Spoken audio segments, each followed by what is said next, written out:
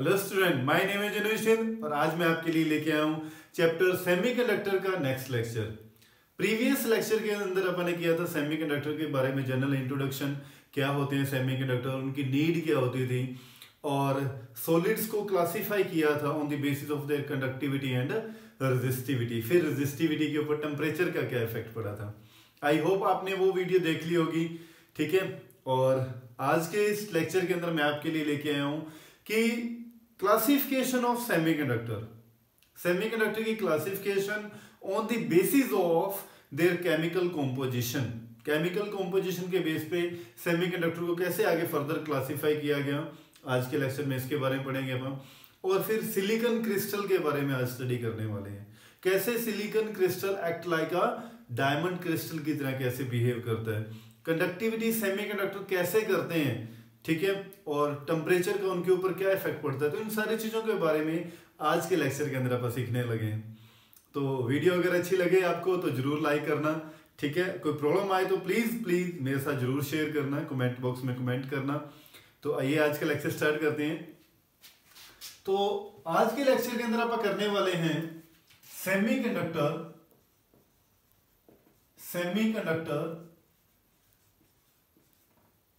on the basis of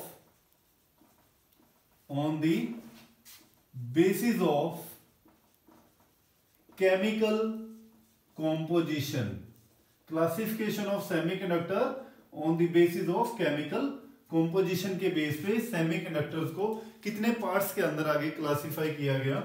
तो there are two types of classification, one is elemental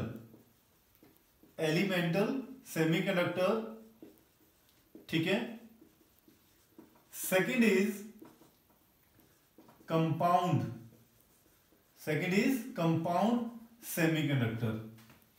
देखिए नाम से clear होता है ना, एलिमेंटल सेमीकंडक्टर किनको बोलेंगे। एलिमेंटल जो एक सिंगल एलिमेंट से मिलके बने हुए हैं, जिसके अंदर अपन जनरली बात करने वाले हैं सिलिकॉन और जर्मेनियम की, ठीक है। ये दो सेमीकंडक्टर है बेटे जिनके बारे में अपन डिस्कस करेंगे डिटेल के अंदर। पूरी इलेक्ट्रॉनिक्स को भी समझेंगे तो इन दोनों सेमीकंडक्टर के बेसिस पे ही समझेंगे, ठीक है। आगे जो अगर दूसरे आता है कंपाउंड माइक्रोस्कोप, कहाँ याद आ रहे हैं यार, कंपाउंड सेमीकंडक्टर्स, ठीक है। कंपाउंड सेमीकंडक्टर, देखिए नाम से कंपाउंड का मतलब क्या होता है, टू और मोर एलिमेंट से जो चीज मिलके बनी होती है उनको कंपाउंड बोला जाता है, क्लियर है ना। तो कंपाउंड सेमीकंडक्टर्स को आगे फर्दर क्लासिफाई किया गया बेटे टू पार्ट्स के अंदर, ठीक है। ऑर्गेनिक जिसके अंदर मोस्टली पॉलीमर्स लिए जाते हैं, ऑर्गेनिक पॉलीमर्स, ठीक है। और इनऑर्गेनिक, ऑर्गेनिक और इनऑर्गेनिक्स के ऊपर बात करेंगे, ठीक है। ऑर्गेनिक पॉलीमर्स के अंदर जैसे यूज किए जाते थे पॉलीपायरोल का यूज करते थे, ठीक है। पॉलीएनिलीन का यूज करते थे, ठीक है। और एक और नाम दे दिया पॉलीथियोफिन का यूज किया जाता है, ठीक है। ये कुछ पॉलीमर्स हैं जिनको एज ए सेमीकंडक्टर यूज किया जाता है, ठीक है। और इनऑर्गेनिक के अंदर मोस्टली आज के टाइम जो सबसे ज्यादा जो सेमीकंडक्टर यूज किए जाते हैं वो एक तो एलिमेंटल सेमीकंडक्टर्स का यूज किया जाता है और दूसरा इनऑर्गेनिक सेमीकंडक्टर का यूज किया जाता है। इनऑर्गेनिक कौन से हैं, कैडमियम सल्फाइड हो गया, ठीक है। इसके बाद गैलियम आर्सेनाइड का बहुत यूज किया जाता है, गैलियम आर्सेनाइड का, इंडियम फॉस्फाइड का यूज किया जाता है। तो ये कुछ सेमीकंडक्टर्स हैं, ठीक है, जिनका यूज किया जाता है। एलिमेंटल जो एक सिंगल एलिमेंट से मिलकर बने होते हैं जैसे सिलिकॉन और जर्मेनियम, ठीक है। और कंपाउंड सेमीकंडक्टर्स, इनको फर्दर क्लासिफाई किया गया ऑर्गेनिक और इनऑर्गेनिक के अंदर पॉलीमर्स, ऑर्गेनिक के अंदर पॉलीमर्स का यूज किया जाता है और इनऑर्गेनिक के अंदर जो cadmium sulphide, gallium arsenide, indium phosphide, इनका यूज किया जाता है, ठीक है। तो ये था कुछ classification of semiconductor on the basis of chemical composition. अब मेन जो सबसे जो चीज आती है कि सेमीकंडक्टर, कर दो रेज बेटे, मैं इसको स्क्रीनशॉट ले सकते हो आप, ठीक है। जो सबसे मेन इंपॉर्टेंट थिंग आती है कि कैसे एक सेमीकंडक्टर कंडक्टिविटी कैसे करवाने लग जाता है, ठीक है, और कैसे उसका टेम्परेचर का उनके ऊपर क्या इफेक्ट पड़ता है। तो इन सारी चीजों को समझे, उसके स्ट्रक्चर के बारे में, कि अभी मैं बात कर रहा था पहले इंट्रोडक्शन के अंदर भी मैंने बताया कि कैसे silicon act as a diamond crystal, उसका क्रिस्टल स्ट्रक्चर क्या होता है, कैसे वो वर्क करता है, तो इन सारी चीजों के बारे में आप सीखते हैं। ठीक है, तो silicon act like a diamond crystal, diamond crystal की तरह कैसे वो बिहेव करता है। ठीक है, तो अगर मैं डायमंड क्रिस्टल को समझूं तो डायमंड क्या होता है बेटे, कार्बन की प्योरेस्ट फॉर्म होती है ना। जो एक कार्बन क्या होता है, आगे 4 कार्बन के साथ क्या होता है, अटैच होता है। कार्बन की भी अगर मैं बात करूं तो एटॉमिक नंबर क्या होता है, 6 होती है। इलेक्ट्रॉनिक कॉन्फ़िगरेशन लिखें तो फर्स्ट शेल के अंदर क्या होता है, 2 इलेक्ट्रॉन होते हैं और सेकंड में क्या होता है, 4 इलेक्ट्रॉन। मतलब इसकी वैलेंसी 4 होती है, इसलिए कार्बन को टेट्रावैलेंट बोला जाता है।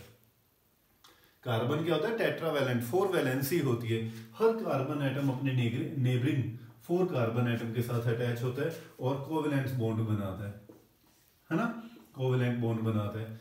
ठीक है, और कोई फ्री इलेक्ट्रॉन नहीं होता, जिसकी वजह से जो डायमंड होता है वो बैड कंडक्टर ऑफ इलेक्ट्रिसिटी बोला जाता है। क्योंकि इलेक्ट्रिसिटी को कंडक्ट करवाने के लिए फ्री इलेक्ट्रॉन चाहिए, फ्री चार्ज कैरियर्स चाहिए। लेकिन यहाँ पर क्या होता है, सभी के जितने भी इसके पास आउटरमोस्ट शेल के अंदर इलेक्ट्रॉन थे, सभी कोवेलेंट बॉन्ड्स फॉर्म करें। कोई भी फ्री इलेक्ट्रॉन नहीं है यहाँ पर, और फ्री इलेक्ट्रॉन ही नहीं होगा तो कंडक्टिविटी कौन करवाएगा। तो इसलिए जो कार्बन है, सॉरी डायमंड जो है वो क्या होता है, इंसुलेटर की तरह बिहेव करता है वो। क्लियर है। ऐसे अगर मैं सिलिकॉन की बात करूं तो सिलिकॉन का जो क्रिस्टल स्ट्रक्चर है वो भी एक्सपेरिमेंटली कैसा देखा गया कि वो भी डायमंड के क्रिस्टल स्ट्रक्चर जैसा ही है। ठीक है, तो देखिए सिलिकॉन की अगर मैं बात करूं तो सिलिकॉन का एटॉमिक नंबर कितना होता है, 14 होता है। अगर आप इलेक्ट्रॉनिक कॉन्फ़िगरेशन लिखें तो फर्स्ट शेल में 2, सेकंड में 8 और थर्ड में क्या होंगे, 4 इलेक्ट्रॉन होंगे। ठीक है, और अगर केमिस्ट्री के अकॉर्डिंग अगर इनको अपन लिखते हैं तो क्या लिखते हैं, 1s2 2s2 2p6 3s2 और 3p कितने होंगे बेटे यहाँ पर 2, क्योंकि एक s ऑर्बिट के अंदर सबसे ज्यादा मैक्सिमम 2 आ सकते हैं और p में मैक्सिमम 6 होते हैं। तो यहाँ पर भी देखिए p के अंदर मैक्सिमम कितने आ सकते हैं, नंबर ऑफ इलेक्ट्रॉन 6 आ सकते हैं, लेकिन यहाँ पर कितने 2, मतलब यहाँ पर भी 4 की वैलेंसी है। तो सिलिकॉन के पास भी, एक सिलिकॉन के पास भी क्या होते हैं बेटे, आउटरमोस्ट शेल में 4 इलेक्ट्रॉन्स होते हैं। इसीलिए सिलिकॉन को भी क्या बोला जाता है, टेट्रावैलेंट बोला जाता है। ठीक है, सिलिकॉन क्या होता है, silicon is a tetravalent, tetravalent, tetravalent में टेट्रा मतलब होता है 4, वैलेंट मीन वैलेंसी। ऐसे एलिमेंट जिनकी वैलेंसी 4 होती है उनको टेट्रावैलेंट बोला जाता है। तो सिलिकॉन भी क्या है, टेट्रावैलेंट है। ठीक है, अब देखिए, अब इस सिलिकॉन को मैं इधर इरेज कर रहा हूं इसको। ठीक है, अब इस सिलिकॉन को क्या करना है, अपना स्ट्रक्चर अगर मैं कंप्लीट देखूं इसका, तो हर एक सिलिकॉन, ये सिलिकॉन अपने आउटरमोस्ट शेल में कितने हैं, 4 इलेक्ट्रॉन है। ये अपने नेबरिंग सिलिकॉन के साथ अटैच है। इस सिलिकॉन के पास भी क्या है, आउटरमोस्ट शेल में 4 इलेक्ट्रॉन है। एक सिलिकॉन यहाँ ले लेते हैं, तो इस सिलिकॉन के पास भी क्या है, आउटरमोस्ट शेल में 4 इलेक्ट्रॉन है। एक सिलिकॉन यहाँ लेते हैं, इसके पास भी आउटरमोस्ट शेल में क्या है, एक इलेक्ट्रॉन है। ठीक है, अब क्या करेगा ये सिलिकॉन का जो इलेक्ट्रॉन्स होते हैं, वैलेंस इलेक्ट्रॉन, वैलेंस इलेक्ट्रॉन, देखिए ये सिलिकॉन का जो वैलेंस इलेक्ट्रॉन है ना, ये अपने ऑर्बिट के अंदर इस सिलिकॉन के अराउंड तो रिवॉल्व करेगा।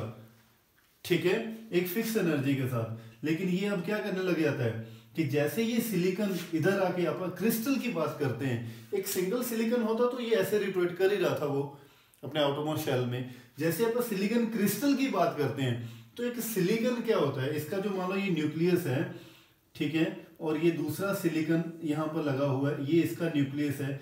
इसका अंदर आउटरमोस्ट ऑर्बिट के अंदर जो इलेक्ट्रॉन होते हैं वो अपने अराउंड रिवॉल्व करने के साथ साथ दूसरे नेबरिंग सिलिकॉन के अराउंड भी क्या करना शुरू कर देते हैं, रिवॉल्व करना शुरू कर देते हैं। ठीक है, और आपको पता है कोई भी चीज रिवॉल्व क्यों करेगी, क्योंकि उनके ऊपर क्या कर देते हैं, ये जो न्यूक्लियस होते हैं, ये दोनों न्यूक्लियस पॉजिटिव चार्ज होता है इनके ऊपर, न्यूक्लियस के ऊपर। और कोई भी चीज किसी के चारों तरफ गोल गोल क्यों घूमती है, तो वहां पर एक फोर्स होती है, सेंट्रीपिटल फोर्स की वजह से। इलेक्ट्रॉन्स क्या होते हैं, ये इनको अट्रैक्ट करते हैं इस तरफ, तो ये अपने अराउंड रिवॉल्व करने के साथ साथ, हाँ जी, नेबरिंग सिलिकॉन के साथ भी क्या करना शुरू कर देते हैं, रिवॉल्व करना शुरू कर देते हैं। तो यहाँ इनके बीच में एक बॉन्डिंग बन जाती है, दोनों सिलिकॉन के बीच में क्या बनी, यहाँ पर एक बॉन्डिंग बन जाती है, जिसको क्या बोलते हैं, कोवेलेंट बॉन्ड्स फॉर्म होना। तो ये सिलिकॉन का ये इलेक्ट्रॉन नेबरिंग इस सिलिकॉन के साथ क्या करेगा, एक बॉन्ड फॉर्म करेगा, कोवेलेंट बॉन्ड फॉर्म करते हैं, ये इलेक्ट्रॉन इसके साथ, ये इलेक्ट्रॉन इसके साथ, तो हर इलेक्ट्रॉन नेबरिंग सिलिकॉन के साथ क्या कर देता है बेटे, कोवेलेंट बॉन्ड फॉर्म करने शुरू कर देता है। कौन से बॉन्ड, ये कोवेलेंट बॉन्ड। तो दो तरह के बॉन्ड होते हैं, आपको पता होगा ये तो, अगर एक होते हैं आयनिक बॉन्ड और एक होते हैं कोवेलेंट बॉन्ड। तो यहां पर शेयरिंग करने से जो आते हैं वो हमेशा कोवेलेंट बॉन्ड फॉर्म होते हैं।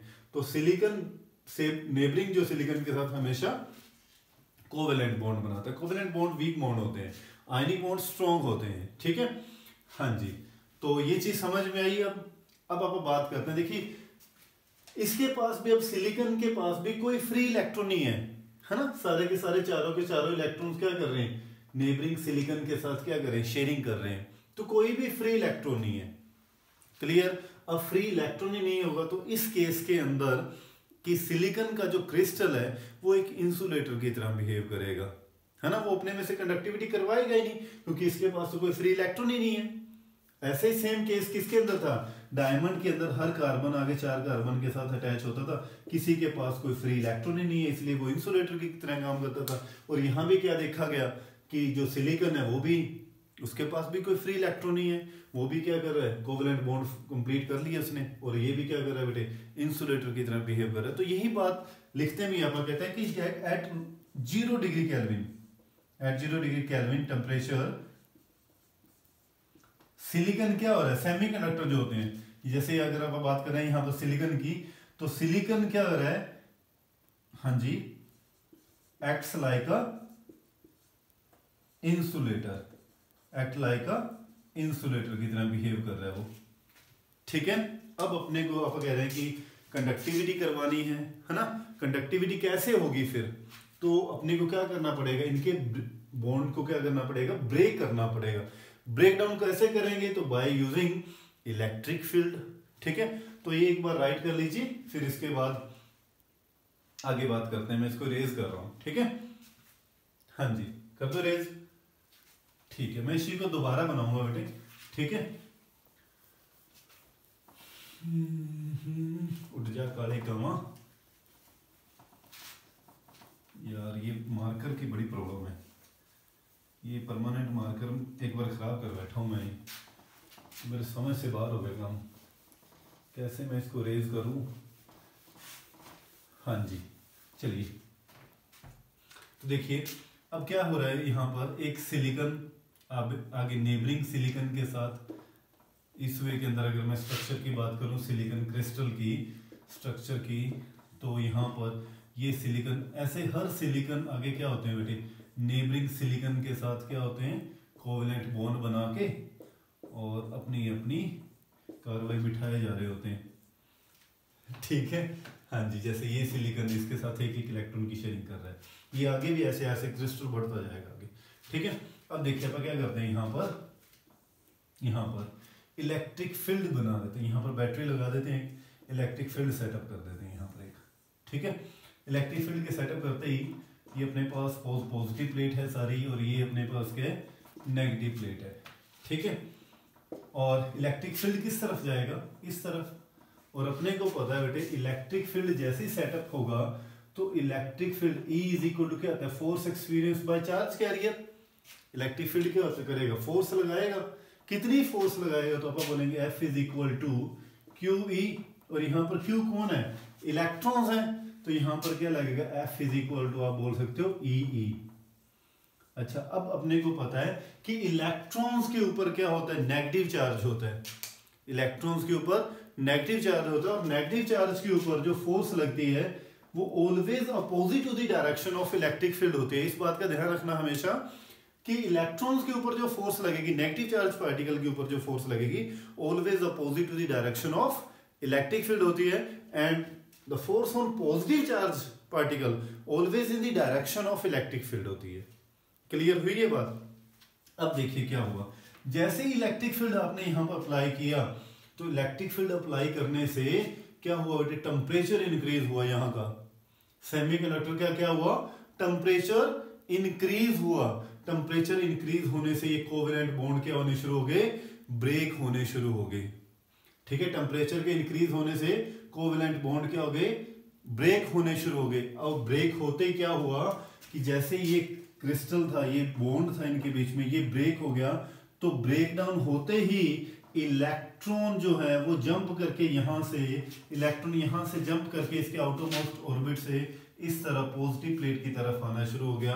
इसके ऊपर इलेक्ट्रॉन के ऊपर फोर्स लगनी शुरू होगी, कितनी, F is equal to E force लगी इसके ऊपर। किस डायरेक्शन में, तो opposite to the direction of electric field. समझ गए? जैसे इसके ऊपर फोर्स लगी, इलेक्ट्रॉन यहां से जंप होकर बाहर आया, तो ये जो सिलिकॉन एटम था ये कैसा हुआ बेटे, अनस्टेबल हो गया। ये कैसा हो गया, अनस्टेबल। देखिए जब तक तो इसके चारों तरफ ये सिलिकॉन एटम थे, इसका कंप्लीट यहां पर था, ठीक है, कंप्लीट बॉन्ड बन चुके थे यहां पर, तो ये एक स्टेबल न्यूक्लियस बन चुका था। अब स्टेबल न्यूक्लियस तो कैरियर का काम, चार्ज कैरियर का काम नहीं करें, कंडक्टिविटी नहीं करवाएंगे, तो उसके लिए अपने को उसको अनस्टेबल बनाना था। तो जैसे ही आपने इलेक्ट्रिक फील्ड दिया, कोवेलेंट बॉन्ड का ब्रेकडाउन हुआ, तो ये क्या हो गया, ये इलेक्ट्रॉन यहां से जंप कर गया आउटरमोस्ट शेल से, ठीक है, और किस तरफ गया, वो पॉजिटिव प्लेट की तरफ। तो ये क्या बन गया बेटे, अनस्टेबल न्यूक्लियस हो गया। अब अनस्टेबल तो रह नहीं सकता, उसको स्टेबल बनाना है, तो क्या होगा बेटे, यहां पर जैसे इलेक्ट्रॉन ये बाहर यहां से गया, तो यहां इसने अपने पीछे क्या कर दिया, एक वैकेंसी क्रिएट कर दी, एक खाली जगह क्रिएट कर दी, और इस वैकेंसी को बोला जाता है होल। इस खाली जगह को क्या बोलते हैं बेटे, होल बोलते हैं, ठीक है। अब क्या होगा कि जो नेबरिंग इलेक्ट्रॉन था, जो यहां पर इलेक्ट्रॉन था, वो इस वैकेंसी को कंप्लीट करने के लिए, इस सिलिकॉन एटम को स्टेबल बनाने के लिए, वो यहां से इस तरफ आना शुरू हो गया, होल के अंदर सेटल हो जाएगा। अब देखिए दूसरी बात, अब इलेक्ट्रॉन अगर इसके पास आ रहा है, इस होल के पास आ रहा है, तो इसका मतलब इलेक्ट्रॉन के ऊपर नेगेटिव चार्ज है, तो उसको नेगेटिव चार्ज को अगर कोई चीज अपनी तरफ अट्रैक्ट कर रही है, तो इसका मतलब क्या होगा कि इस होल के ऊपर क्या होगा, पॉजिटिव चार्ज होगा। तो होल जो है एक खाली वैकेंसी है, पार्टिकल नहीं है।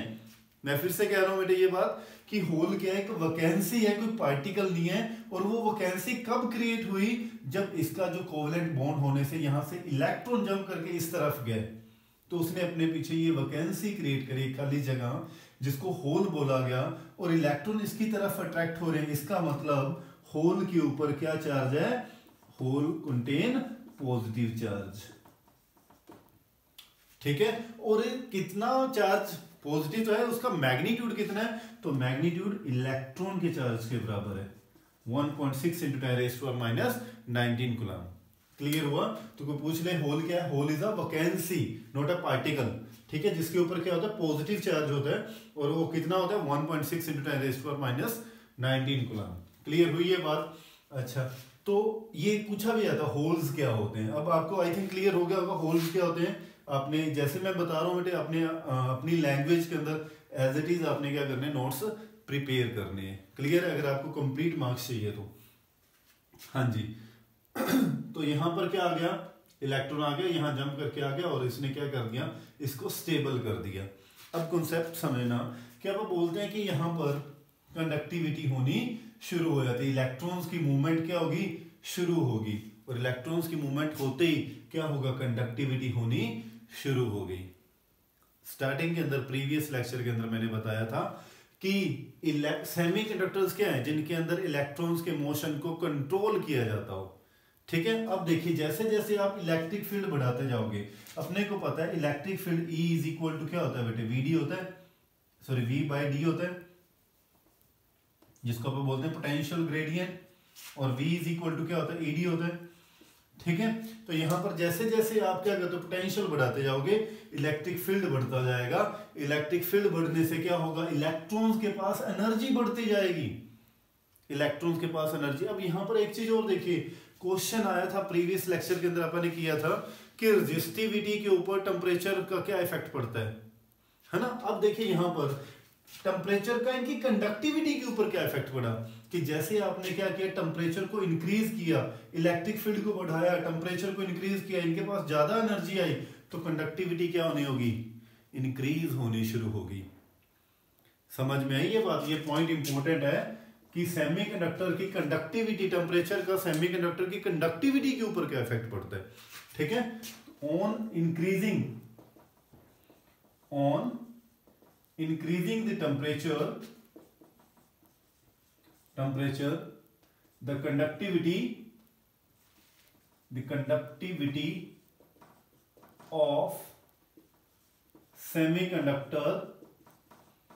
conductivity of semiconductor also increases. Clear हुई ये बात? ठीक है, 0 डिग्री केल्विन पे कैसे बिहेव कर रहे थे? इंसुलेटर की तरह। जैसे आपने रूम टेम्परेचर दिया तो क्या होगा बेटे, इलेक्ट्रॉन्स की एनर्जी बढ़नी शुरू हो जाती है, वो कंडक्टिविटी करवाना शुरू कर दे। मान लो यहां से आपने रूम टेम्परेचर सेटअप कर दिया तो क्या हुआ, जैसी एनर्जी मिली, कोवेलेंट बॉन्ड का ब्रेकडाउन हुआ और क्या हो गया, इलेक्ट्रॉन्स मूव करने शुरू कर दिए पीछे, उन्होंने अपने पीछे बोला एक वैकेंसी क्रिएट कर दी। अब इस वैकेंसी को क्या बोला गया, होल बोला गया। मैं फिर से कह देता हूं, hole is just a vacancy, not a real particle. Clear है? जिसके ऊपर पॉजिटिव चार्ज होता है और कितना होता है, 1.6 × 10⁻⁻19 कूलम होता है। अब देखिए, अगर इस चीज को मैं थोड़ा सा और बताऊं, और लास्ट उसमें भी अपन ने बोला था कि सेमीकंडक्टर के अंदर क्या होता है कि इलेक्ट्रॉन्स के मोशन को कंट्रोल किया था। अब जैसे जैसे आप टेम्परेचर बढ़ाओगे, एनर्जी बढ़ती जाएगी ना, एनर्जी बढ़ती जाएगी तो कंडक्टिविटी बढ़ती जाएगी। तो कंट्रोल कर रहे हो आप, जितना आपको कंडक्टिविटी चाहिए आप उसके अकॉर्डिंग यहाँ से इलेक्ट्रिक फील्ड सेटअप कर देते हो। तो यही तो सबसे खासियत है सेमीकंडक्टर की। ठीक है, अब देखिए वहां पर आपने बोला था कि सेमीकंडक्टर के अंदर करंट 2 चीजों की वजह से बनता है। एक तो सेमीकंडक्टर के अंदर करंट बनता है इलेक्ट्रॉन्स की वजह से, और दूसरा बोलते हैं कि सेमीकंडक्टर के अंदर जो करंट बनता है वो होल्स की वजह से बनता है। तो टोटल करंट जो बनेगा सेमीकंडक्टर के अंदर वो इलेक्ट्रॉन प्लस होल्स की वजह से बनेगा। देखिए कैसे कहते हैं कि अगर जैसे इस प्लेट के अंदर अगर आप बात करते हैं, यहाँ पर सिलिकॉन थे, ठीक है, इधर आपने पॉजिटिव दे दिया था और इधर क्या था, नेगेटिव दिया था। तो जैसे यहाँ पर इलेक्ट्रिक फील्ड सेटअप हुआ था, इन इलेक्ट्रॉन्स को एनर्जी मिली थी, इलेक्ट्रॉन इस तरफ आने शुरू हुए और इन्होंने अपने पीछे क्या किया, एक वैकेंसी क्रिएट करी। इसका जो इलेक्ट्रॉन्स है वो इस तरफ आएगा, पहले यहाँ पर होल में आया, होल से फिर इस तरफ शिफ्ट हुआ, तो इसने अपने पीछे एक वैकेंसी क्रिएट करी। अब इसके नेबरिंग जो सिलिकॉन का इलेक्ट्रॉन है वो इस तरफ आया, उसने इसके होल को कंप्लीट किया, यहाँ से जंप करके यहाँ आया, यहाँ से जंप करके यहाँ आया, डायरेक्ट भी आ सकते हैं जैसे मर्जी। ठीक है, तो इलेक्ट्रॉन्स इस तरफ आ रहे हैं, होल देखिए ऐसे देखने में ऐसा लगा ना भी ये इलेक्ट्रॉन इस तरफ आया, होल यहाँ हुआ, ये इलेक्ट्रॉन इस तरफ, ये इलेक्ट्रॉन इस तरफ, ये इलेक्ट्रॉन इस तरफ, होल इस तरफ। ऐसा लग रहा है कि होल इस तरफ ट्रेवल कर रहे हैं और इलेक्ट्रॉन इस तरफ ट्रेवल कर रहे हैं। तो सेमीकंडक्टर में देखने में 2 चीजें सामने आई कि करंट जो यहाँ पे बन रहा है वो 2 चीजों की वजह से बन रहा है, इलेक्ट्रॉन्स की वजह से और उनके पीछे जो क्रिएट होने वाली वैकेंसी ऐसे चल रही है, इलेक्ट्रॉन ऐसे चल रहे हैं। समझ में आई ये बात बेटे? तो यहाँ पर सेमीकंडक्टर के अंदर जो करंट बनता है वो 2 चीजों की वजह से बनता है, इलेक्ट्रॉन्स की वजह से भी और होल्स की वजह से भी। ठीक है, तो आई थिंक आपको कॉन्सेप्ट क्लियर हो गया होगा कि कैसे सिलिकॉन क्रिस्टल जो होता है वो वर्क कैसे करता है, एक सेमीकंडक्टर कंडक्टिविटी करवाना कैसे शुरू करते हैं, टेम्परेचर का उनके ऊपर क्या इफेक्ट पड़ता है। ठीक है, होल्स क्या होते हैं, होल क्या है, वैकेंसी है जिनके ऊपर पॉजिटिव चार्ज होता है 1.6 × 10⁻⁻19 coulomb. Hole is just a vacancy, not a real particle. ठीक है, और कैसे आप कंडक्टिविटी को कंट्रोल करते हो, यहाँ पर उनके मोशन को कैसे कंट्रोल करते हो, और लास्ट सेमीकंडक्टर के अंदर जो करंट बना है वो 2 चीजों की वजह से बनता है, इलेक्ट्रॉन और होल्स की वजह से। तो आई होप आपको ये सारी बातें समझ में आ गई होंगी। अगर किसी भी चीज के अंदर आपको कोई प्रॉब्लम आ रही है ड्यूरिंग पढ़ते टाइम तो आप मुझे कमेंट बॉक्स में कमेंट कीजिए, अपनी प्रॉब्लम मेरे साथ शेयर कीजिए। ठीक है, तो नेक्स्ट लेक्चर के अंदर लेके आएंगे इंट्रिंसिक और एक्सट्रिंसिक सेमीकंडक्टर के बारे में और एनर्जी बैंड थ्योरी के बारे में बात करेंगे अपन। तो थैंक यू सो मच, घर पे रहिए, सुरक्षित रहिए, अपना ध्यान रखिए। Thank you.